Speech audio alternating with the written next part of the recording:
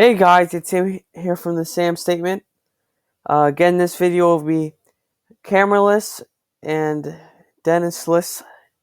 He did not watch Soul as the time I am recording this. Anyways, I will be reviewing Soul, Disney Pixar's newest film today. So if you haven't watched it, go watch it and then come back to this video because there will be spoilers. So, Soul follows Joe Gardner through his life, coma, and his second life. This movie's all about birth and renewal. This movie is less of a kids' movie than any of the Pixar movies before this, in my opinion. And throughout this movie, the main character Joe thinks his life is all about music, specifically jazz and the piano, and he's so in the zone that he misses out on relationships, enjoying life, etc.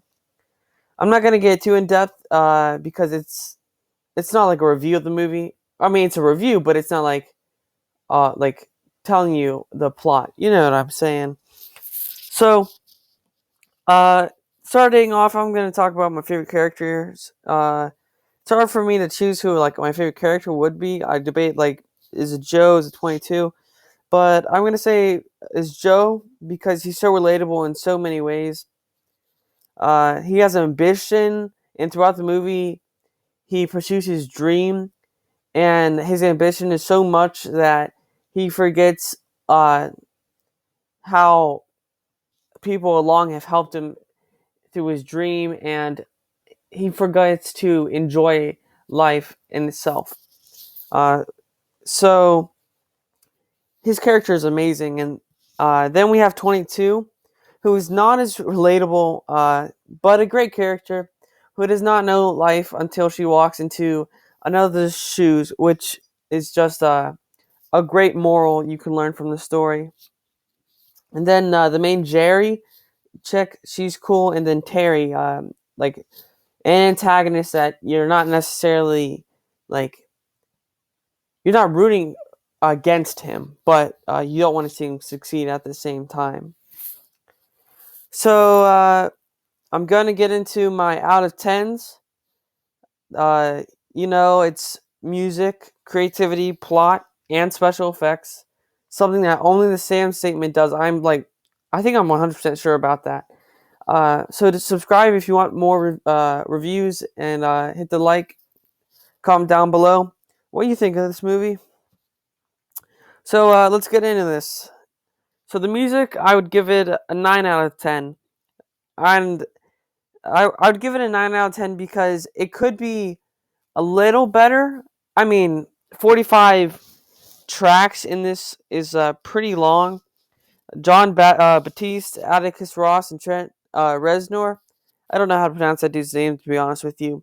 But they make beautiful music. And the best song in this is definitely, well, I want to say definitely. Other people can like other songs. But I would say Epiphany.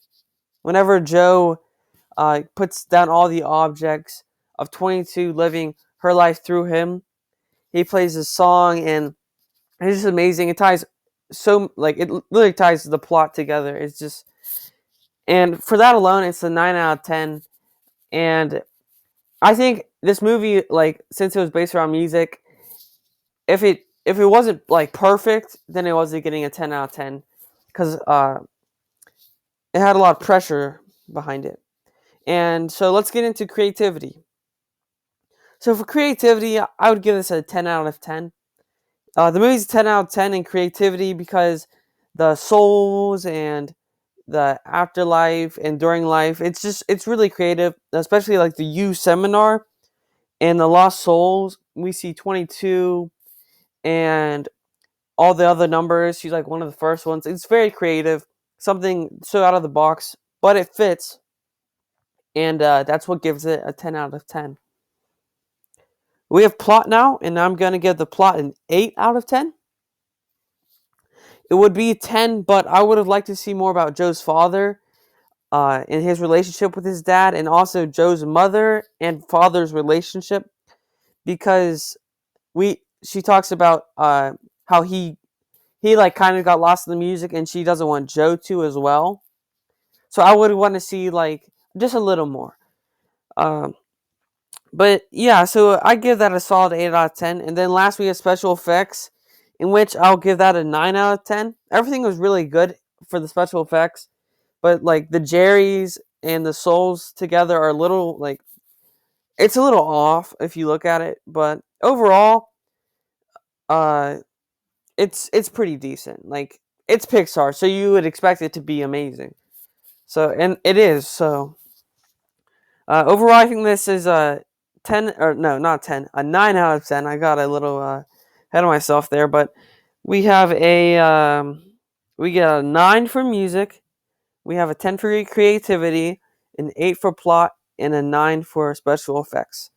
Uh, so yeah, go watch this movie whenever you get the chance, or if you watch this review, you'd already watch it. But it's Pixar, so I expected this to be amazing. It's very close to being a 10, but just a few more things will make it a just make it a 9, not a 10. I highly recommend watching this movie if you like playing the piano, uh, saxophone. If you like cutting the grass, getting in the zone, doing that. You like kicking a soccer ball, hitting a golf ball. If you get in the zone, if you have a dream, if you have ambition, if you want to do something, you would like this movie. And I say it again. You can watch this with your kids. If you are a kid, you can watch this, but it is aimed more towards adults. Because kids, yeah, they do have dreams, but they don't have they don't know what it's like to walk through an adult's shoes, I would say. So, yeah. I'm going to hit you tomorrow, guys, with the Neon Genesis episode 2 and then episode 3 on the 28th. Well, actually, I think today's the 27th. What am I saying? The 28th, tomorrow, I'll hit you with the episode 2, and the episode 3 of Neon Genesis will be on the 29th. I'm sorry about that. And then the 30th, we have the top 10 actors and actresses. They're probably going to be two separate videos, or you guys tell me in the comments if you want it two separate videos or one long video. If it's one video, probably around 50 or so minutes, just to let you guys know. On the 31st, we'll do our celebratory podcast, and then the first, we have a celebration of 2020 being over. All right, guys, be safe out there. It's been real, guys. Peace.